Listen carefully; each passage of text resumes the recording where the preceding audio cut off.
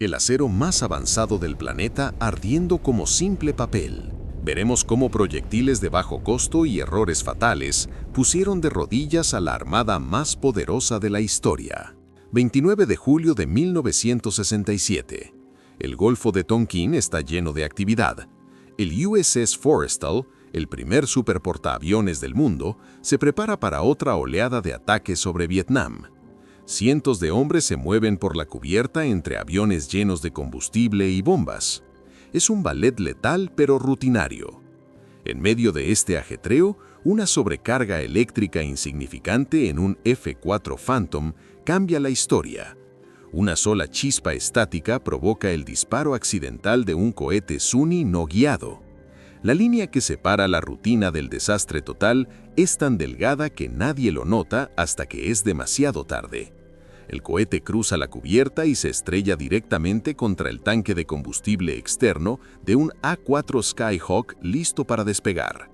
El piloto en la cabina es el futuro senador John McCain, quien logra escapar por segundos, saltando del avión en llamas justo antes de la explosión. Lo que sigue es una bola de fuego instantánea de combustible JP-5 derramándose por la cubierta de vuelo de madera y metal. Pero el verdadero peligro no era solo el fuego externo. Lo que los marineros no sabían es que estaban luchando contra el tiempo con municiones deficientes. Debido a la escasez de bombas modernas durante la guerra, el Forrestal había sido cargado con bombas AN-M65 viejas, remanentes de la Segunda Guerra Mundial. Estas bombas llevaban décadas almacenadas en condiciones precarias en Filipinas antes de ser transferidas al portaaviones. La diferencia es aterradora. Mientras las bombas modernas podían resistir el calor extremo de un incendio por varios minutos sin detonar, estas reliquias oxidadas estaban diseñadas con una química inestable que las hacía reaccionar rápido. Solo 94 segundos después de que comenzara el incendio, el calor del combustible JP-5 fue suficiente. Se escuchó un estruendo ensordecedor que sacudió la estructura de 80.000 toneladas del buque. Una de las bombas viejas estalló prematuramente, vaporizando instantáneamente al equipo de bomberos profesional de la cubierta de vuelo que intentaba contener el fuego. El plan de emergencia desapareció en un parpadeo. La detonación abrió un agujero gigantesco en la cubierta blindada, permitiendo que el combustible ardiendo y las bombas adicionales cayeran a los niveles inferiores, justo donde los pilotos y la tripulación descansaban o se preparaban. El Forrestal se convirtió en un volcán de metal. Los marineros no entrenados, incluidos los pilotos, tuvieron que tomar mangueras sin saber cómo usarlas correctamente. Muchos, sin saberlo, vertieron espuma sobre agua que estaba drenando, esparciendo el fuego en lugar de extinguirlo. Las explosiones se sucedieron durante horas. El nivel de destrucción fue tal que muchos barcos cercanos observaban horrorizados sin poder hacer nada más que recoger a los hombres que saltaban al mar. Este infierno metálico cobró la vida de 134 marinos y hirió a más de 160. El desastre obligó a la Marina a reescribir por completo sus manuales de entrenamiento y a reconsiderar el uso de armamento obsoleto en plataformas avanzadas. Pero no fue la única vez que un error de juicio o una vulnerabilidad técnica dejó a un gigante herido en el mar. 20 años después del desastre del Forrestal, en mayo de 1987, la Marina de los Estados Unidos aprendió otra lección sangrienta en las aguas del Golfo Pérsico. Durante la llamada Guerra de los Tanqueros entre Irak e Irán, la fragata USS Stark patrullaba una zona teóricamente bajo control. Lo contradictorio es que la amenaza no provino del enemigo esperado, Irán, sino de un supuesto aliado táctico en aquel momento, Irak. Un caza Mirage F-1 iraquí despegó con una misión de ataque que terminó en una tragedia internacional. Los radares del Stark detectaron al avión a más de 300 kilómetros de distancia.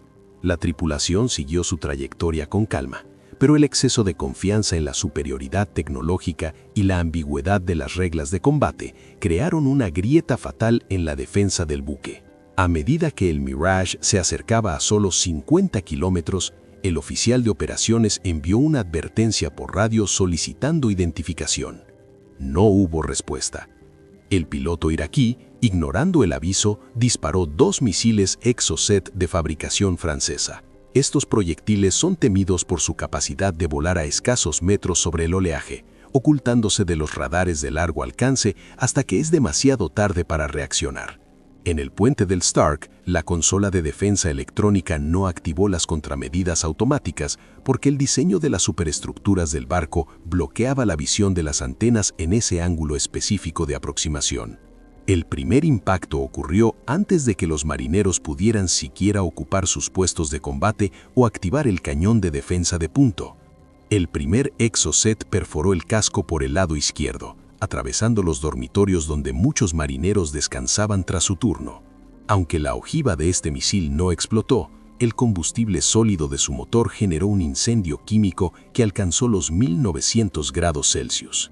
Esta temperatura es tan extrema que comenzó a derretir el aluminio de las cubiertas superiores, convirtiendo el interior de la fragata en un laberinto de metal fundido y humo negro impenetrable. Solo 30 segundos después, el segundo misil impactó casi en el mismo punto, y esta vez la detonación fue total. La explosión destrozó el centro de operaciones y cortó los sistemas de comunicación principales. El Stark quedó ciego, sin energía y con un agujero de 3 metros en su costado por donde el mar entraba con fuerza. Lo que evitó que la fragata terminara en el fondo del océano no fue su armamento, sino la resistencia física de sus hombres. Los supervivientes lucharon contra las llamas durante 22 horas seguidas, utilizando mangueras que quemaban sus manos y moviéndose por pasillos que se habían vuelto hornos de acero.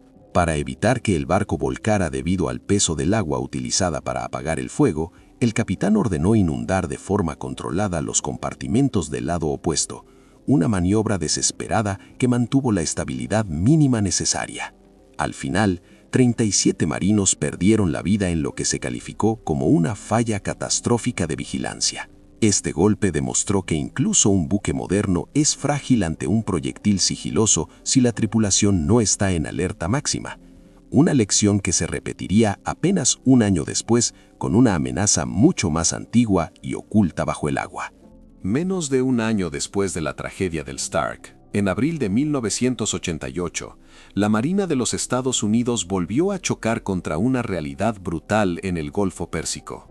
Esta vez, el adversario no fue un misil supersónico, sino una tecnología del siglo XIX, la mina marina. Mientras la fragata USS Samuel B. Roberts navegaba por aguas supuestamente despejadas, los vigías detectaron 3 esferas negras flotando en el agua. Intentaron maniobrar para alejarse, pero fue demasiado tarde. Una mina M08 de contacto de diseño iraní y basada en modelos de la Primera Guerra Mundial detonó directamente bajo la quilla. La explosión fue tan masiva que elevó el buque de 4.100 toneladas completamente fuera del agua por un instante. El golpe partió la columna vertebral de acero del barco, inundando la sala de máquinas y dejando a la tripulación sin energía en medio de un campo minado activo. El contraste era absurdo. Una mina de apenas $1.500 había dejado fuera de combate a una plataforma de guerra de $250 millones. Lo que siguió fue una lucha épica por la supervivencia. Los marineros utilizaron cables de acero pesados para intentar mantener las secciones del casco unidas, evitando que el barco se partiera físicamente en dos en medio del océano. Sorprendentemente, y a diferencia del incidente del Stark, no hubo víctimas fatales iniciales, pero el orgullo y la paciencia estratégica de Washington se habían agotado. La respuesta, bautizada como Operación Mantis Religiosa, se lanzó solo 4 días después y se convirtió en el mayor combate naval de superficie que Estados Unidos ha librado desde 1945. No se trató de una simple patrulla, sino de una misión de destrucción sistemática. Grupos de combate estadounidenses, apoyados por el portaaviones Enterprise, atacaron plataformas petroleras iraníes utilizadas como bases de coordinación. Cuando la Marina de Irán intentó responder, se desencadenó un duelo de misiles desigual.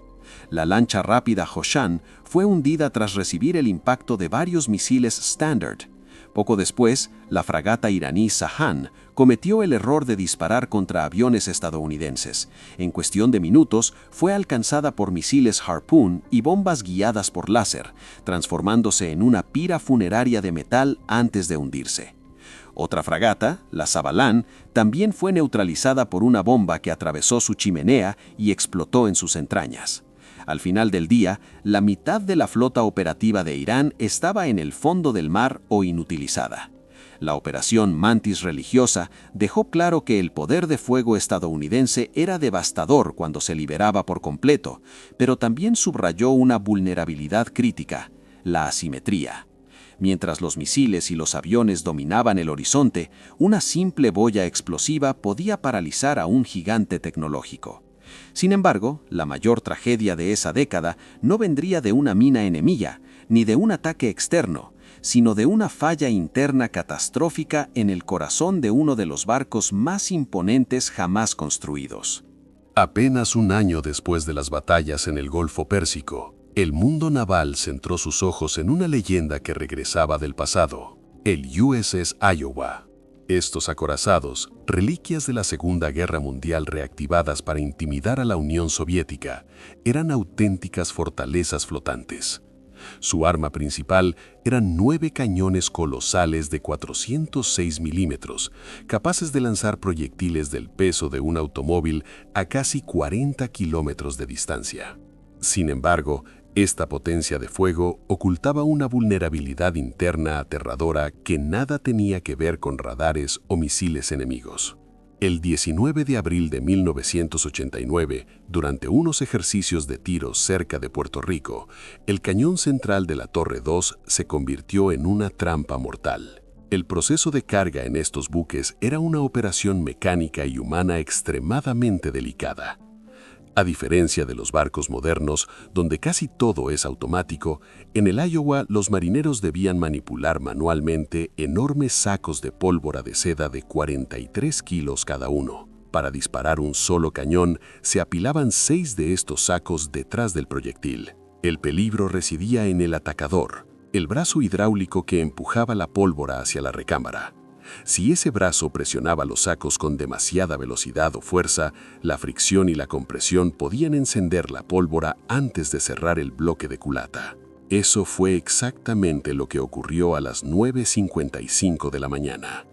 Una explosión masiva de gases calientes y llamas de presión extrema arrasó el interior de la torre blindada de 3 pisos. La potencia de la deflagración fue tan destructiva que los 47 hombres que se encontraban dentro de la estructura de acero murieron instantáneamente. No hubo tiempo para luchar por la vida ni para extinguir incendios. El calor fue tan intenso que fundió los mecanismos internos y dejó el cañón central inutilizado para siempre. Pero la tragedia no terminó con el fuego. Lo que siguió fue una de las investigaciones más polémicas y vergonzosas en la historia del Pentágono. En un intento por no admitir que sus amados acorazados eran inseguros y obsoletos, los investigadores iniciales intentaron culpar a uno de los marinos fallecidos, Clayton Hartwig, acusándolo de haber provocado el estallido de forma intencionada. Años de escrutinio técnico y presión del Congreso revelaron la cruda realidad. La pólvora almacenada era inestable debido al paso de las décadas y el equipo de carga era propenso a errores humanos fatales bajo presión. La Marina tuvo que pedir disculpas públicas a la familia del marinero acusado, pero el daño ya era irreversible. Este incidente fue el golpe final para los grandes acorazados. Quedó demostrado que estas máquinas, aunque imponentes a la vista, eran demasiado costosas y peligrosas para su propia tripulación en comparación con los ágiles destructores cargados de misiles. La era de los gigantes terminaba no por un ataque externo, sino por el colapso de su propia arquitectura de guerra. Estos sacrificios humanos forjaron un nuevo estándar de seguridad, marcando la transición definitiva hacia la tecnología que domina los océanos en la actualidad. El dominio de los océanos tiene un precio que no siempre se mide en dinero, sino en las lecciones grabadas en el acero quemado. Estos eventos demostraron que ni el blindaje más grueso ni el radar más costoso pueden ignorar el azar o el error humano. La fuerza de una flota no solo reside en su capacidad de ataque, sino en su resiliencia para aprender de sus horas más oscuras. Hoy, cada barco que patrulla el horizonte lleva consigo el legado de aquellos que resistieron el fuego y el metal en nombre de la seguridad global.